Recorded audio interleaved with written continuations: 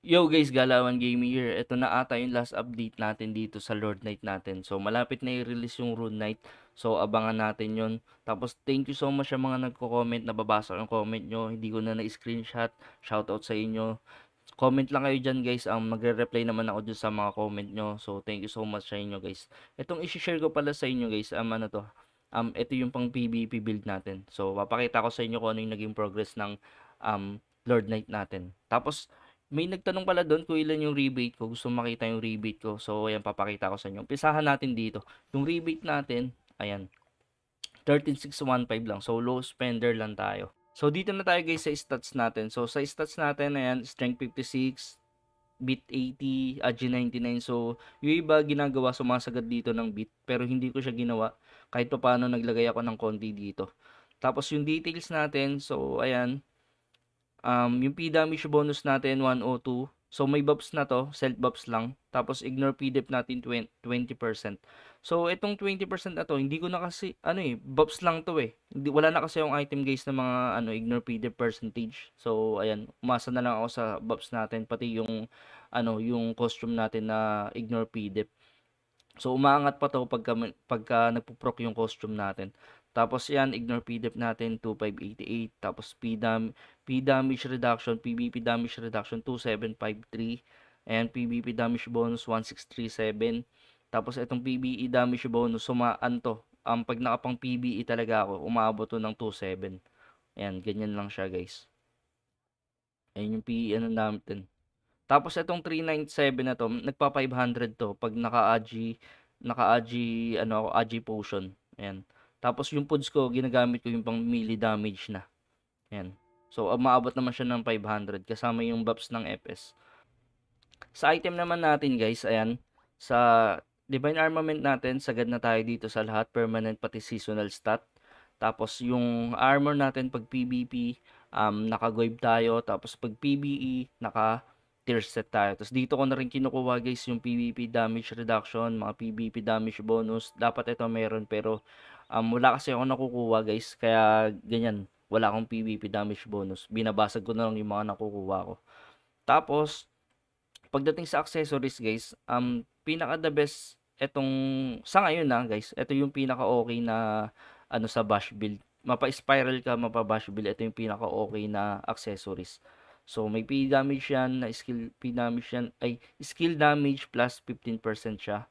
Pero plano ko pag nag-runate ako magpalit kung wala akong makuwang accessories ng SK. Ayun kasi yung pinaka magandang accessories guys, yung pang level 105. So plus 5% patak siya, tapos sabay, 5 stack yun. So, plus 25 patak yun pagka nakuha nyo yun. So, nag stack yun ng 5 times. So, nakukuha yun sa ano lang, sa SK lang, sa Stormy Night lang siya nakukuha. So, kung ako sa inyo, huntin nyo na yan.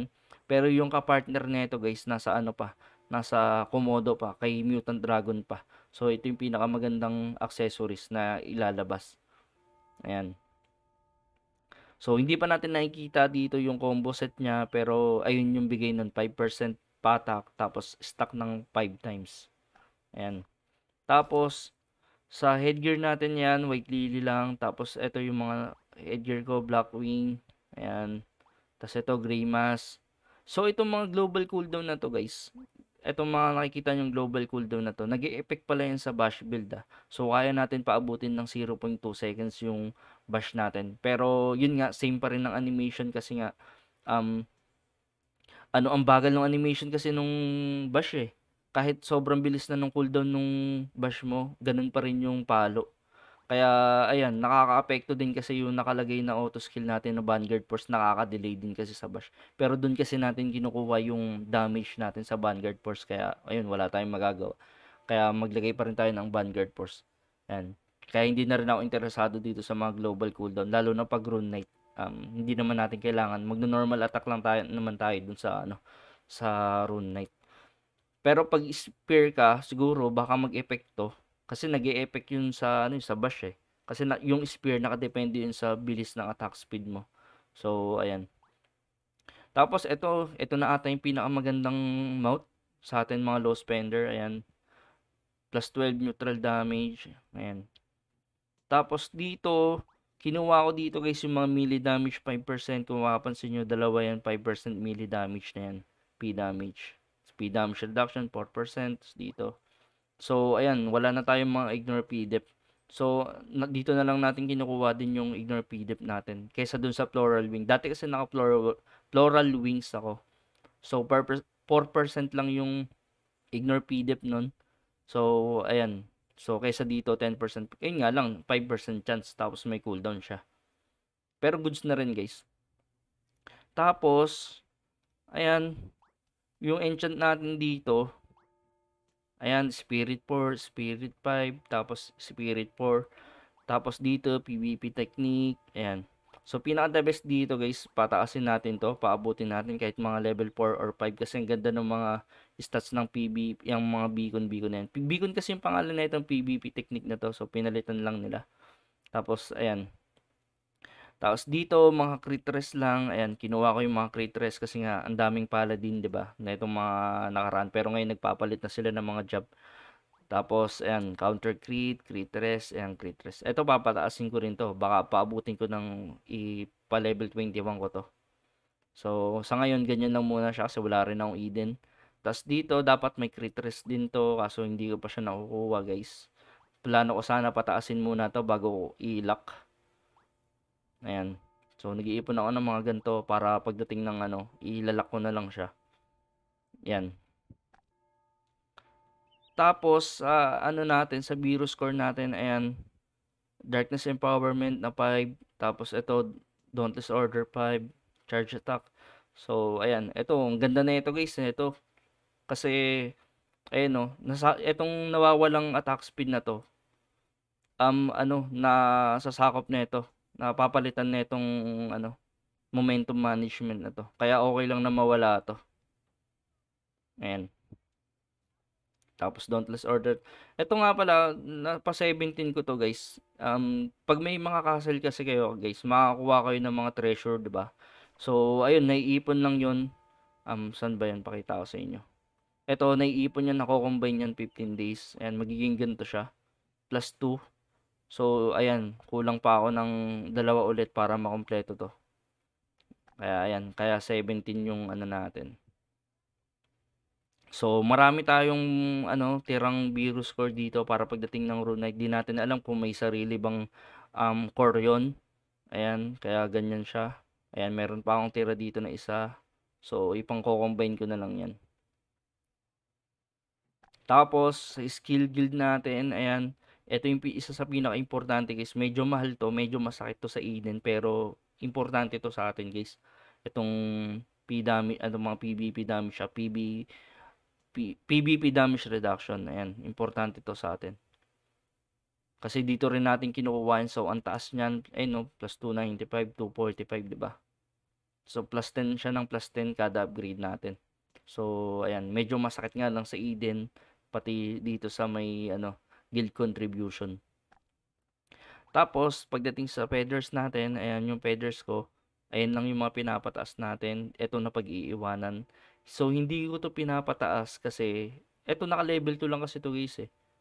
Ayun, ang hirap niyan. Saan ko ba kinukuha yan? Dito lang naman sa mga, ano, sa mga event ko lang din naman siya nakukuha dito sa mga betting shop. Ayan, diyan ko lang siya nakukuha.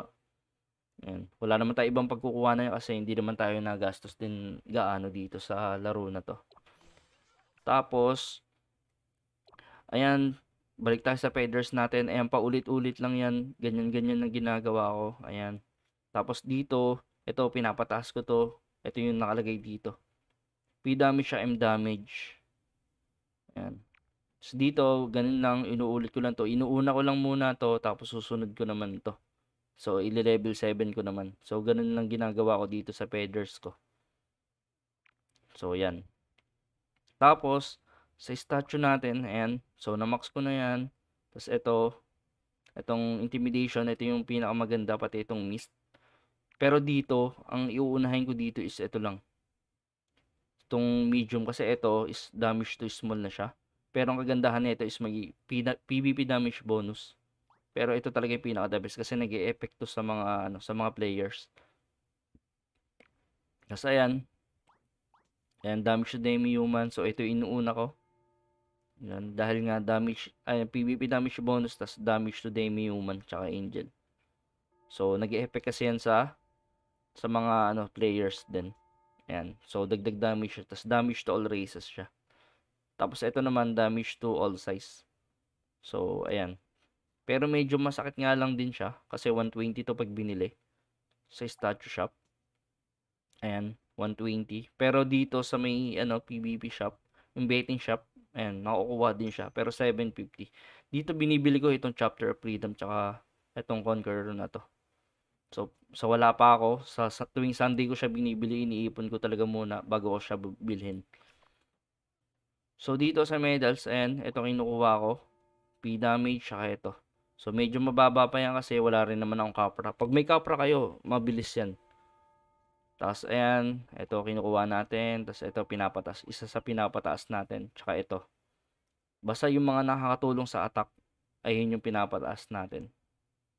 Ayan. Pagdating sa sigil, guys, ito. So, ganito lang yung sigil natin, guys, dito. So, kulay blue kasi nga, ano, dito ko kinukuha din yung mga P damage reduction ko. So, ang laking tulong nito, plus 200 to sa mga P damage sa mga tapos sa sigil, guys, ayan. So, kulay blue lang. So, ganyan lang ginawa ko sa P damage. Ito, dito ko rin kinukuha yung mga PvP damage reduction ko. Pero pinakamaganda, ang plano ko, gagawin ko, ano, i-level 23 ko yung mga ganito.